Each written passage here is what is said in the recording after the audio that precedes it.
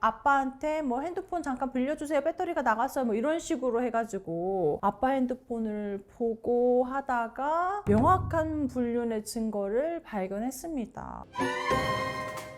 안녕하세요. 여러분의 입장에 맞는 맞춤 솔루션을 제시해드리는 양날의 변호사입니다. 배우자의 불륜은 한쪽 배우자한테 엄청나게 큰 충격을 주는 건 뭐 당연한 거고요. 그 외에도 또 다른 피해자가 있으니 바로 자녀입니다. 자녀가 한쪽의 바람으로 인해 가지고 사이가 안 좋다, 이거를 고스란히 옆에서 느끼면서 엄청난 충격을 받게 되는데요. 그걸 간접적으로 느끼기만 해도 엄청난 충격인데 자녀가 그걸 직접적으로 알게 됐을 때의 충격은 정말 이루 말할 수가 없습니다. 심지어 가치관이 온전히 형성되기 전에 미성년 자녀라면 더욱 그렇죠. 오늘 소개해드릴 사연은요, 아직 성년이 되지 않은 미성년 자녀가 아빠의 불륜을 목격해가지고 생긴 일들에 관해가지고 조언을 얻고자 하시는 분의 이야기입니다. 어떤 내용일지 바로 시작해 보도록 하겠습니다.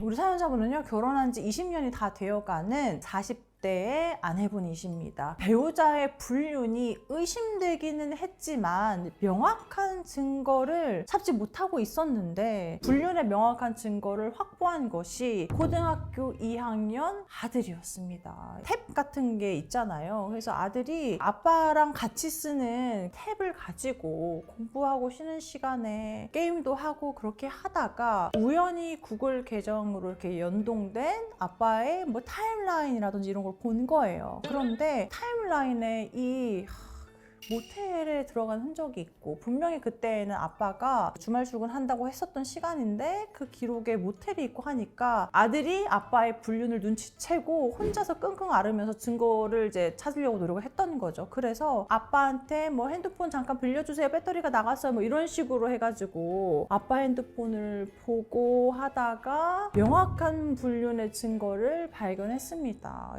직장 내 불륜 중이었는데요. 같은 부서에 있는 후배 여직원과 부정행위를 하면서 자기 여보 뭐 이렇게 호칭하고 음담패설을 나누고 이런 것들을 자녀가 보게 된 거예요. 그래서 엄마한테 이야기를 하고 나서 자기는 이제 신경 쓰지 않겠다 이렇게 했는데, 엄마가 그걸 알고 나서도 뭔가 확실하게 대처를 하지 못하고 혼자 속상해하는 것 같으니까 고등학교 2학년 정도가 되면은 체격도 이제 많이 커지고 했잖아요. 그래서 어떻게 엄마한테 이럴 수가 있어? 아빠는 조금 더 제의식이 없어? 아빠한테 대드는 상황도 발생을 한 거죠. 남편분도 사실은 그런 상황을 아들이 알았다고 하면 더 큰 죄의식을 느끼고 미안하다 그렇게 했어야 되는데, 아버지도 대처가 조금 너무 아쉬웠던 게 뭐냐면, 네가 뭔데 아빠한테 이래라 저래라 하냐, 너는 신경 끄고 공부나 해라, 싹수가 놀았다, 이런 안 좋은 이야기를 다 하면서 오히려 아들이 그 불륜의 증거를 캐내서 알아냈다는 거에 대해서 화를 내면서 아들을 엄청 잡들이를 했다고 합니다. 그렇다 보니까 아들도 충격이 더 큰 거예요. 아빠가 부끄러워하고 용서를 빌 줄 알았는데 적반하장으로 가정을 버릴 것처럼 하니까, 아무리 고등학교 2학년이라고 해도 아직은 미성년 자녀잖아요. 사회 경험을 하지 않았기 때문에 되게 순수하고 어린 친구인데 너무 충격이 큰 나머지 이제 아빠한테 대들고 하다가 폭행을 당하고, 그래서 뭐 경찰에 신고하고 뭐 이런 속상한 일들이 집에서 계속 발생을 했던 거예요. 그래서 경찰들이 와가지고 이거는 가정폭력으로 처리가 된다, 가정법원으로 넘어가기를 원하느냐, 처벌을 원하느냐, 이런 걸 아이한테 다 일일이 물어보고 그런 상황이 됐던 거예요. 사실은 아드님이 학교 생활도 열심히 하고 우등생으로 불릴 정도로 성적도 좋고 그런 자녀분이었는데, 이것 때문에 너무 충격이 커가지고 뭐 이제 나는 학교 나가지 않겠다, 내가 학교 나가서 뭐 하냐, 이런 집안에서 사는 거 난 부끄럽다, 이렇게 하면서 등교도 거부하고 심각한 우울증에 생기고 이런 상황이 된 거예요. 아내분은 양쪽으로 마음이 갈기갈기 찢어지죠. 남편에 대한 배신감도 있는데 내가 우리 자녀를 어떻게 다시 케어를 해야 되지? 어떻게 마음의 상처를 치유해줘야 되지? 이런 상황이 되신 겁니다. 그런데 아들이 한참 집안에만 있었는데 갑자기 벌떡 일어나가지고 엄마 나 그냥 이제 학교 갈게, 이렇게 얘기를 하고 등교를 하겠다고 나갔습니다. 사연자분은 한편으로는 너무 고마운 마음도 들었대요. 우리 아들이 정신을 차리고 극복을 하려고 하는구나, 이렇게 생각을 했는데, 등교를 하겠다고 나간 그날 아들이 향한 곳은 아빠 회사였습니다. 심지어 혼자 간 것도 아니고요, 가장 친한 그 학교 친구들이랑 같이 우르르 그 회사로 몰려갔다고 합니다. 거기에서 아빠 만나러 왔다고 해서 그 부서로 들어가가지고 그 여자 어딨어요? 이 아줌마 나와! 이러면서 이 아줌마가 우리 아빠랑 바람 폈어요. 우리 아빠도 불륜남이고 이 사람도 불륜녀니까 이런 사람들은 쓰레기예요. 그렇게 하고 나온 거예요. 그러니까 이제 상간녀가 아들을 형사고소하겠다, 학교를 잘리게 만들겠다 하면서 아내분한테 오히려 전화를 걸어서 당신 아들 어떻게 할 거냐, 아들 앞으로 빨간 줄이 그어지게 하겠다, 막 이렇게 오히려 역으로 피해자인 아내분이 협박을 받는 상황에 놓였다고 합니다. 그래서 아들이 친구들하고 같이 가가지고 그렇게 난동을 부린 점에 대해서 상간녀가 진짜로 아들을 형사고소하면 아들이 처벌받는 것인지, TV나 이런 데 봤을 때 미성년자는 처벌받지 않는다는 얘기를 들은 적이 있는데 그럼 우리 아들도 처벌받지 않을 수가 있을지 그게 궁금하다고 하셨고요. 그리고 정말로 경찰에 신고하고 고소한다고 난리를 치고 있는데 고소당한다면 어떻게 대처하면 좋을지 방법을 알려달라고 하십니다. 네, 제가 오늘 사연 이렇게 소개해드렸는데요.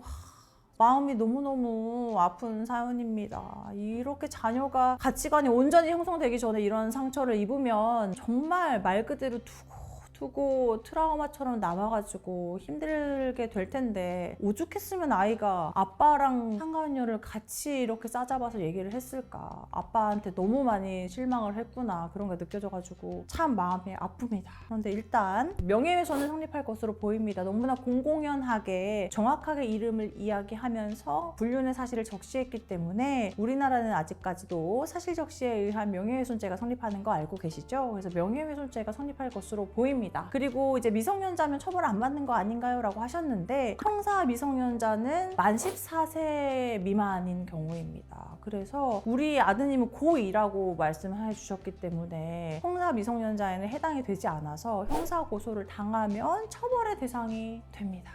다만 제가 만약에 그 아이를 변호하는 변호인이 됐다고 하면 물론 그런 행동은 한 것은 맞지만 아빠의 부정행위를 알게 된 이후의 충격, 그리고 아빠의 부정행위를 알게 된 이후에 집안에서 있었던 뭐 가정폭력이라든지 아이가 그런 선택을 할 수밖에 없었던 사정을 좀 구체적으로 밀도 있게 주장을 해가지고 죄는 인정되더라도 기소유예를 한번 노려보면 어떨까. 이제 기소유예는 뭐냐면 죄는 인정이 되지만 여러 정상을 참작해가지고 기소하지 않고 사건을 마무리한다는 거거든요. 그래서 검사님이 사건을 보고 이 정도는 그럴 만한 사정이 충분히 좀 이해가 된다 하면 기소유예 처분을 내려주시기도 하거든요. 근데 아이가 그동안 학업 성적도 좋았고 성실한 학생이었는데 아빠의 부정행위를 알게 된 다음에 너무 충격을 받아서, 그리고 또 아빠가 그거에 대한 죄의식 없이 너무 뻔뻔하게 나오고 하니까 그거에 대한 충격이 배가 되어가지고 그런 행동을 할 수밖에 없었던 거잖아요. 잘못된 행동이기는 하지만 그런 사정들이